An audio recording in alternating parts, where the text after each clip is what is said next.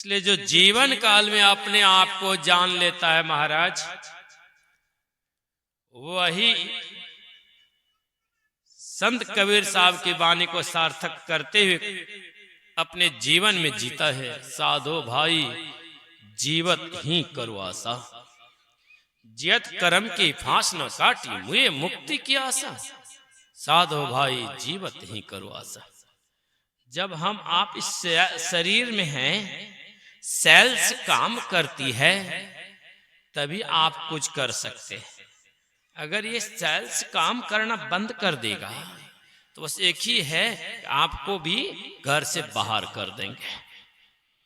इसलिए इसको पहचानिए। इसके लिए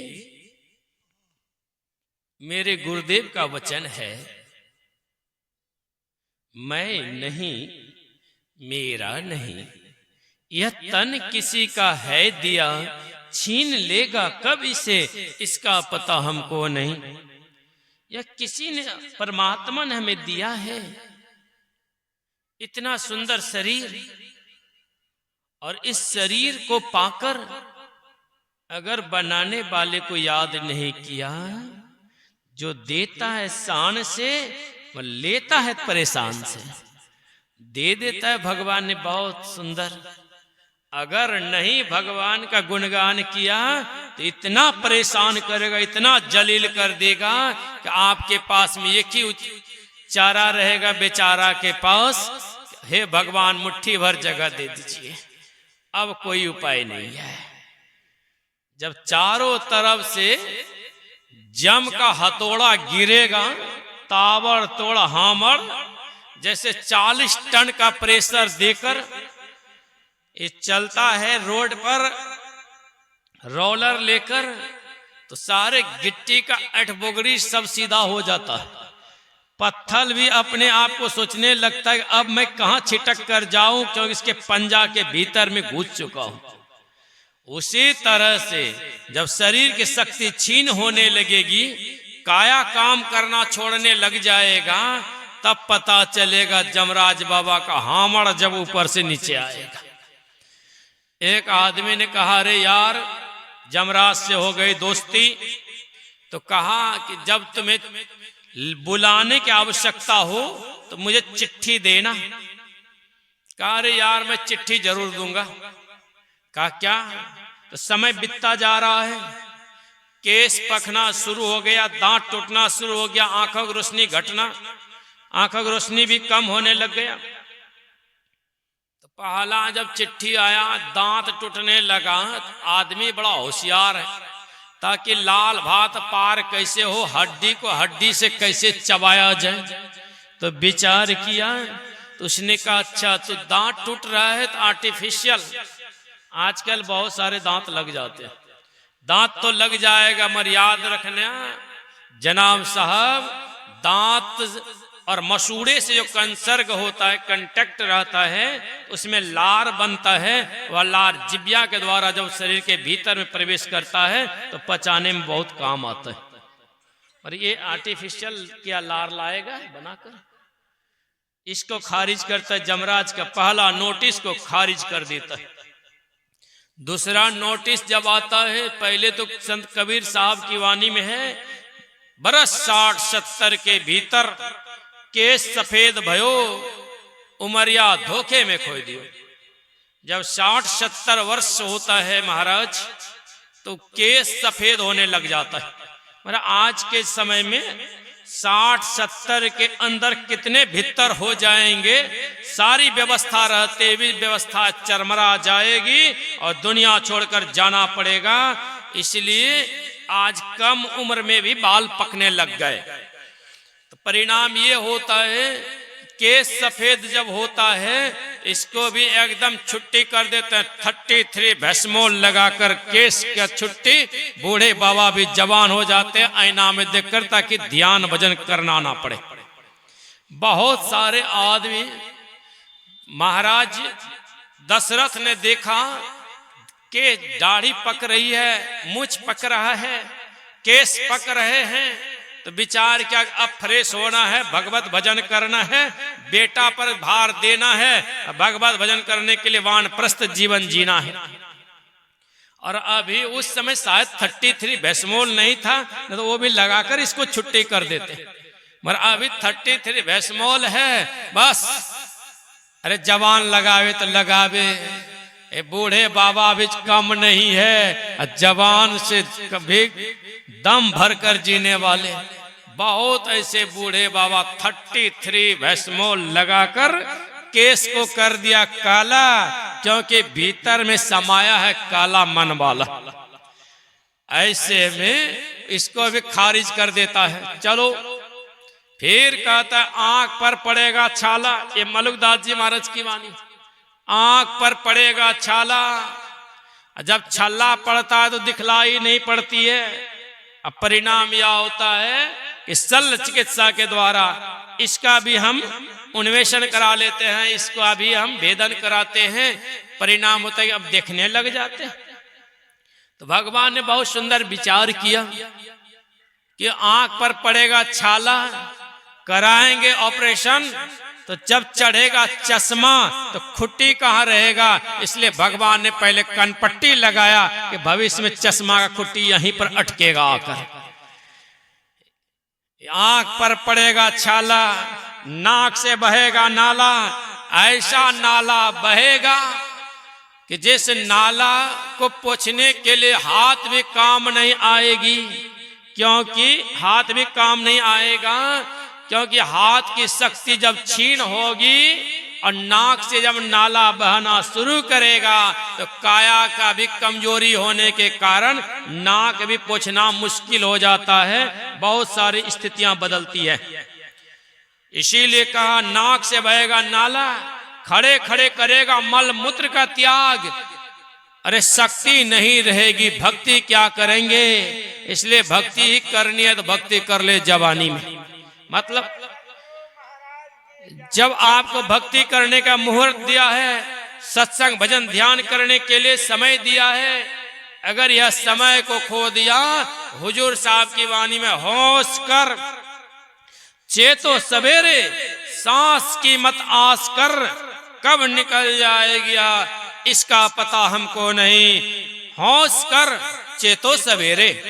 मतलब जैसे आपके अंदर चेतना जगती है, जैसे आपके अंदर भजन करने के लिए मन में यह बात विचार उठता है तो तुरंत लग जाना चाहिए, इसमें देरी नहीं करना चाहिए। गुरु महाराज ने भी कहा क्या सोबत गफलत के मारे, जाग जाग मन मेरे, अंत काल को संग न होगा, संग न चल कहो तेरे। अंत समय में कोई संगी नहीं होगा।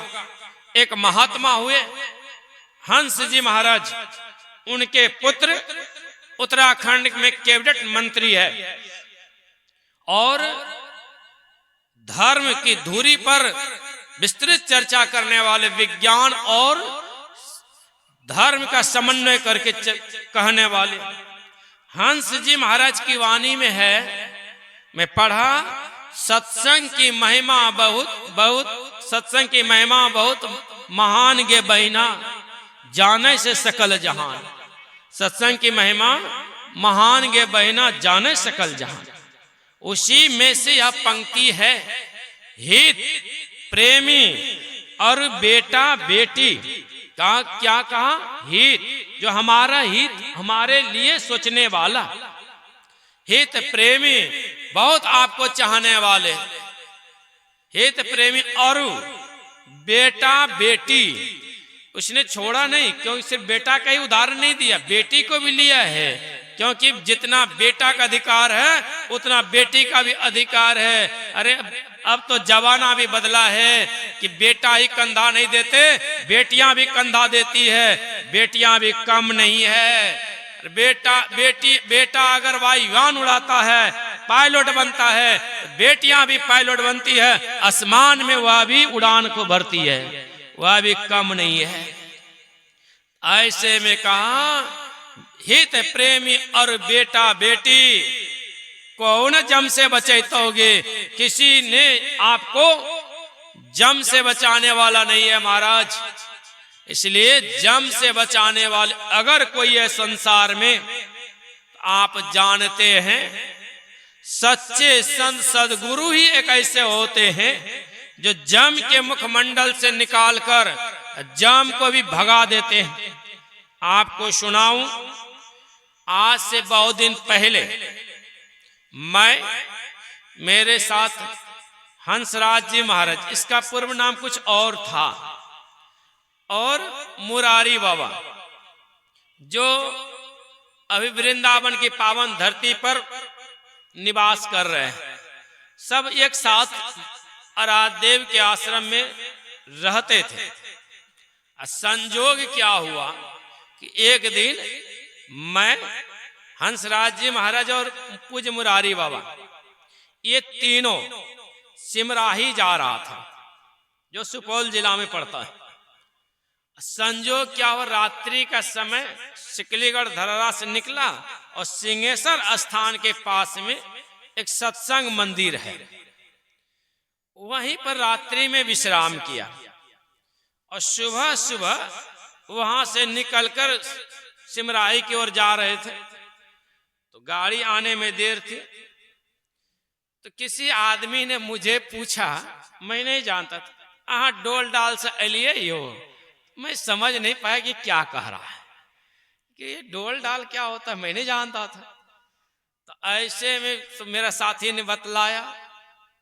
फिर संजोग क्या हुआ कि गाड़ी आ गई, तीनों सवार हो गए उस गाड़ी पर।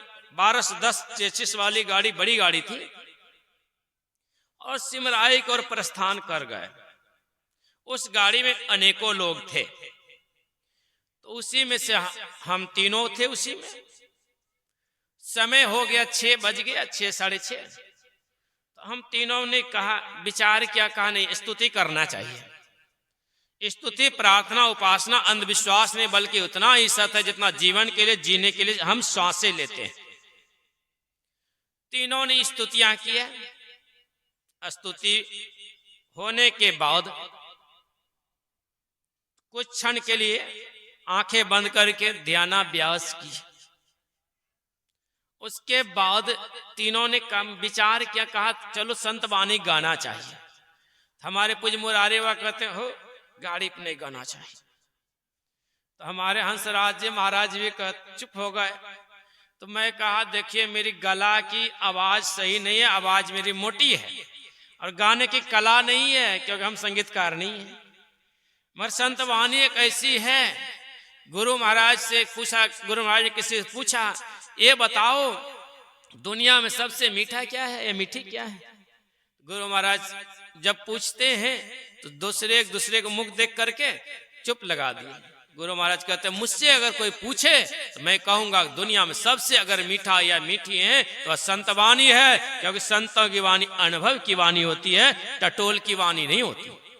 संतों की वाणी है, चाहे गला कैसी भी हो, कला भी कुछ भी हो, मगर भाव से अगर भाव भरा हो, पूजा अर्चना बंधन में लगा हो, तो यह आवाज हृदय की आवाज, दिल की आवाज दिलवर तक पहुंचती है। इसलिए सबको संत वाणी गाना चाहिए।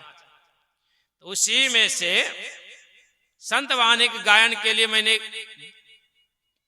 गुरु महाराज का वाणी गाना शुरू किया। निज तन में खोज सज्जन बाहर न खोजना, अपने ही घट में हरि है अपने में खोजना। 4 पंक्ति गाया था, अष्टपदी है ये। और बीच रोड पर से गाड़ी जा रही थी। संजोग क्या होता है, पता नहीं ड्राइवर साहब को नींद आ गई या उसके माइंड में कुछ और सोच रहा था। बीच रोड पर गाड़ी जा रही थी और अचानक वह गाड़ी जमीन रोड पर से लगभग 20 फीट के गड्ढा में, खेत में गाड़ी, नींद झपकते ही, पलक गिरते ही गाड़ी गड्ढा में जाके गिर गया। गाड़ी जब गिरा तो यही खैर था कि गाड़ी पलटी नहीं मारा, जैसे लगा कि रोड पर से कोई उठाकर इस खेत में डाल दिया।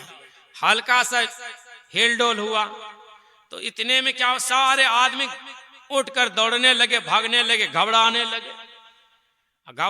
लगे। तब तक क्या होता, अचानक गाड़ी बंद हो जाती है। ज्यों का त्यों गाड़ी खड़ी रह गई, किसी को कुछ नहीं हुआ। तो सब के सब कहने लगे कि शायद ये बाबा जी सब इस गाड़ी में ना होते और सत्संग की चर्चा ना होती तो सब के सब काल के गाल में घुस जाते। काल के गाल से बच गए, किन्हीं को कुछ नहीं हुआ, सब सुरक्षित गंतव्य स्थान की ओर प्रस्थान कर गए। इसलिए अंधविश्वास नहीं है महाराज, स्तुति, प्रार्थना, उपासना, ये तीनों को अपने जीवन में कोई उतारने वाले महात्मा हुए तो मैं कह सकता हूं कि ये तीनों का समन्वय करने वाले, जिनके चरणाश्रित हम और आप जयंती समारोह मनाने के लिए उपस्थित हुए हैं, ऐसे महापुरुष जो खोजने पर भी मिलना मुश्किल है। सूर्योदय होता है तो दुनिया जानती है कि भगवान भास्कर का उदय हो गया है, मगर संत का जहां अवतरण होता है इसको पहचानने वाले बहुत विरले ही व्यक्ति हुआ करते हैं, सब नहीं पहचान पाते। ऐसे महापुरुषों का जन्म दिवस पर इतना बड़ा विशाल कार्यक्रम हो रहा है और जिन्होंने तन्मयता भव्यता के साथ सेवा की, जिसका उदाहरण गुरु महाराज के समय में जब काला कौआ बनकर पूज्यपाद हुजूर साहब को लेने के लिए आए तो गुरु महाराज छड़ी दिखलाते हुए कहा, अरे दुष्ट भाग रे भाग। वो तो भाग गया।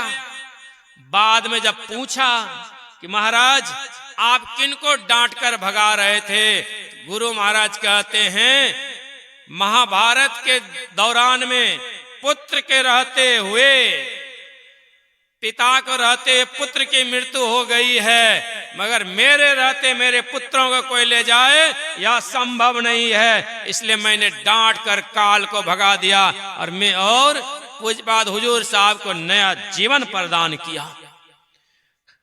काल को भी झक मार कर भागना पड़ा, क्योंकि काल के माथे पर संत चरण रखकर अपने लोक को जाता।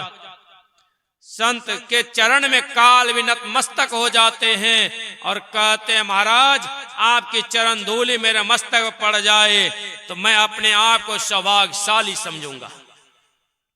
ऐसे संत महापुरुषों के जिन्होंने निरंतर, कभी कभी तो मैं कहता हूं छाया भी कम पड़ जाती है महाराज, छाया भी कम पड़ जाती है, क्योंकि छाया अंधकार में साथ नहीं देती है। नहीं तो आप देखिए अंधकार में बैठकर या सोकर तो आपको छाया दिखलाई नहीं पड़ेगी, मगर छाया भी कम पड़ जाती है।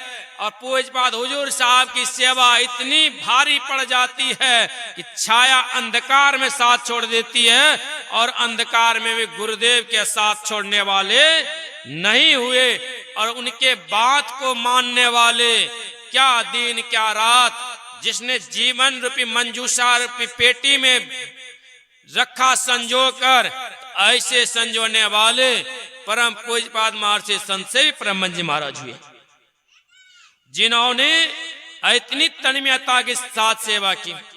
जब मैं उनके चरणाश्रित बैठता था, कभी कभी उन बातों को दोहराते थे हुजूर साहब अपने जीवन काल में गुरु महाराज की सेवा की बातों को, तो मैं देखता था कि उनकी आंखों से अविरल आंसू की धारा बहने लगती थी। क्या बिछो का जीवन होता है महाराज। ऐसी जिंदगी जिन्होंने सेवा की, जिस पर प्रसन्न होकर गुरु महाराज ने कहा, आप पढ़ेंगे बहुत सारे प्रवचन को मैं पढ़ा, गुरु महाराज स्वयं कई जगह इस बातों का जिक्र किया कि अभी आप लोगों ने, गुरु महाराज बोल रहे हैं, अभी आप लोगों ने श्री संत सेवी जी का प्रवचन सुन रहे थे, इन्होंने जो बातें कही है उनके बातों पर आप लोग चलिए, आपका कल्याण होगा। अर्थात गुरु महाराज ने गुरुत्तर उससे अपने जीवन काल में इनके ऊपर सब कुछ सौंप दिए थे, आप इनके बातों को पर चलिए तो आपका कल्याण हो जाएगा। मैं कई जगह प्रवचन में पढ़ा, मतलब जीवन में सब कुछ उतार लिए थे। इसलिए गुरु महाराज ने कहा जहां मैं रहूंगा वहां आप रहेंगे, जहां आप रहेंगे वहां मैं रहूंगा। मेरे बिना आपका नहीं बनेगा, आपके बिना मेरा नहीं बनेगा। इसलिए जहां आप रहेंगे वहां मैं रहूंगा, जहां मैं रहूंगा वहां आप रहेंगे। यह जयंती सिद्ध करता है हुजूर की जयंती गुरु महाराज की जयंती से और गुरु महाराज की जयंती हुजूर की जयंती से। इसमें दोनों में कोई अंतर नहीं। ऐसे सेवा की, तो जिन्होंने सेवा की है महाराज, तो सेवा को ही अपना धर्म समझा और परिणाम ऐसा हुआ कि गुरु महाराज ने सब कुछ दे दिया। और ऐसे महापुरुषों की पावन जयंती है महाराज 20 दिसंबर 2025 कल होने वाला है। ऐसा समय है, अंग्रेजी से हिंदी में तो आगे पीछे भी हो जाएगा, मगर अंग्रेजी में आगे पीछे नहीं होता है, सब दिन वही रहता है, वही रहता है। ऐसे 20 दिसंबर 2025 कल के दिन के लिए पूज्यपाद स्वामी संजीवानंद जी महाराज ने आह्वान किया है कि सबों को चलना है, चलना है, रहना नहीं। ऐसा नहीं घर में घुस कर रहना है। अरे घर में भी घुस कर रहेंगे तब पर भी घर से उठाकर ले जाएंगे। जब तेरी डोली निकाली जाएगी, जब तेरी डोली निकाली जाएगी, का जब डोली निकलती है तो उस समय यह नहीं पूछता कि अभी मुहूर्त हुआ है कि नहीं हुआ है। बिन मुहूर्त के निकाल ली जाएगी, बिना मुहूर्त के ही निकाल लेंगे। हर चीज में मुहूर्त की आवश्यकता होती है, मगर मरने के लिए मुहूर्त की आवश्यकता नहीं होती है। मरने के समय कब निकल जाएंगे इसका ठिकाना नहीं होता। इसलिए मरने से पहले, चिताओं में जलने से पहले, कब्र में दाखिल होने से पहले लिबरेशन, मोक्ष को प्राप्त करो। इसीलिए हमें और आपको परमात्मा ने मनुष्य शरीर दिया है। इसलिए अभी हम और आप वेद भगवान का उपदेश सुन रहे थे। वेद भगवान ने क्या कहा? वेद भगवान कहता है जगत प्रसव करता, जगत संसार प्रसव जन्म करता ईश्वर से लिया है, अर्थात परमात्मा ने संसार को बनाया है। अब बनाया है परमात्मा ने, सजाया है परमात्मा ने, मगर उसी परमात्मा से अगर मिलना हो तो बीच में बिना महात्मा का परमात्मा से मिल नहीं सकते। वही कहते हैं जगत प्रसव करता ईश्वर का तत्व ज्ञान। कौन सा ज्ञान? का जो परम तत्व आदि अंत रहित, असीम, अजन्मा, अगोचर, सर्वव्यापक और सर्वव्यापकता से परे है, उसको जो जानने वाला ज्ञान है, इसकी जानकारी सत्संग में मिलती है। वही कहते हैं जो वेद भगवान उपदेश करते हैं कि जगत प्रसव करता ईश्वर का तत्व ज्ञान प्राप्त करने के लिए बुद्धि योग करें। बुद्धि योग का शाब्दिक अर्थ दिया है सत्संग। बुद्धि योग, योग का अर्थ होता है जुड़ना, जोड़ना। किससे हम जुड़े और किससे हमें जोड़ना है? संत सदगुरु महाराज से हम जुड़े और जोड़ना है परमात्मा से। और ऐसे में कहा बुद्धि योग अर्थात सत्संग। कवि कुल कमल दिवाकर गोस्वामी तुलसीदास जी महाराज से पूछा, आप बताओ महाराज विवेक कहाँ होता है, बुद्धि का विस्तृत करण कहाँ होता है?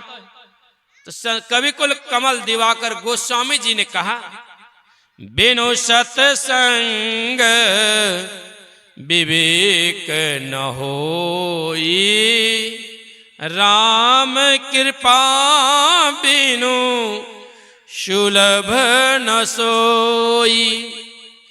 परमात्मा की कृपा जब तक नहीं होगी जीव पर, तो सुलभता से सत्संग नहीं मिलता। सत्संग के लिए आप जानते हैं मर्यादा पुरुषोत्तम भगवान श्री राम का राज्याभिषेक हो गया था।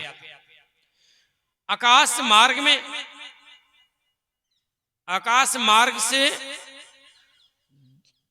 देवतागण पुष्प बरसाकर अपने लोक को चले गए। भूमंडल पर विप्र का वेश बनाकर बहुत सारे देवगण इस दृश्य को देखने के लिए रुक गए। भगवान श्री राम ने उनसे पूछा, सबके सब तो चले गए, आप प्रभु यहाँ हो? कहा आपने मुझे पहचान लिया। वह कोई और नहीं, वह मर्यादा पुरुषोत्तम भगवान श्री राम, जिसको इष्ट मानते भगवान श्री शिव जी। शिव भगवान ने कहा मैं आपसे कुछ मांगू तो दोगे? कहा क्या चाहिए बोलिए। कहा बार बार बर मांगहूं, हरस देहूं श्री रंग, पद सरोज अनपायनी, भक्ति सदा सत्संग। अगर आप बहुत प्रसन्न हैं, हर्षित हैप्पीनेस, खुश हैं आप, तो मुझे दीजिए भक्ति और सत्संग। इसी चीजों की याचना के बारे में मैं जब गुरुदेव की ओर झांकता हूं, उनकी वाणी को जब पढ़ता हूं, तो हुजूर साहब ने लिखने की कृपा की, गुरुवर भक्ति अपनी दो, यही है प्रार्थना मेरी, लगा लो शरण में अपनी, यही है प्रार्थना मेरी। मेरी याचना है प्रभु, अगर देना चाहते तो मुझे भक्ति दीजिए। भक्ति निशेनी मुक्ति की, संत चढ़े सब धाय, जिन जिन मन आलस किया जन्म जन्म पछताए। अरे भक्ति रूपी सीढ़ी पर जो चढ़ जाता है महाराज, एक न एक दिन वो छत पर चढ़ जाएगा। और छत पर चढ़ने का अर्थ अर्थात भक्ति रूपी सीढ़ी पर जो सवार होगा, एक न एक दिन उससे मोक्ष की प्राप्ति होगी, आवागमन से रहित हो जाएगा, सदैव का दुखों का अंत करेगा, जो संतों का चरण में रहेगा। ऐसे में संतों के चरण में रहना सत्संग है महाराज। इसी सत्संग का डिमांड करते हैं और कहते हैं, अभी कबीर साहब की वाणी में सुना, मैं तो आन पड़ी चोरन के नगर, सत्संग बिना जिया तरसे। संत कबीर साहब ने कहा, मैं तो आन पड़ी चोरन के नगर। ऐसा कोई नगर नहीं जिस नगर में सबके सब चोरी हैं। कुछ तो इंसान जरूर होगा। नगर 5000 आबादी वाले नहीं होते। अगर 5000 वाला आबादी वाले तो ये मुखिया का क्षेत्र होता है। नगर जहां पर आबादी अधिक होती है तो उसे नगर की गिनती में कहा जाता है। जैसे भारत में 4 महानगर है, उपनगर बहुत है। और ऐसे में कभी कभी नगर परिषद का चुनाव होता है तो पता चलता है इस नगर में बहुत सारे आदमी हैं, इसलिए वो नगर के गिनती में आता। तो ऐसे में कहा संत कबीर साहब ने, मैं तो आन पड़ी, मैं कहते अपने लिए आन पड़ी मतलब आ गया। कहाँ आ गए? चोरन के नगर। चोर का कौन सा नगर है? कहा यही शरीर को भी नगर कहा गया है। संत गुरु नानक देव जी महाराज ने कहा, नगरो निहालिया राम। अपने नगर में देखिए प्रवेश करके, तब देखेंगे आप राम को। इसी नगर को कहा काया नगर में अजब काया नगर अजब रूप बंगला, ये शरीर को नगर कहा है। ऐसी नगर में हम आ गए और आ गए तो किसके फेर में फंस गए? तो कहा इंद्रियों के घाटों में आकर संयुक्त हो गया। इसीलिए कहा मैं तो आन पड़ी चोरन के नगर, अर्थात शरीर इंद्रियों के नगर में आ गए। और इंद्रियां इतनी बलवती है कि भगवती की साधना तो करने नहीं देती है, भगवान का भजन से कोसों दूर ले जाता है। इंद्रियां इतना बड़ा बलवान है कि बड़े बड़े पहलवान को भी गिरा कर रख देता है। इसलिए कहा कष्ट विकार की हर घड़ी उठत होता न अंत। की बात है हो महाराज। श्री सद्गुरु महाराज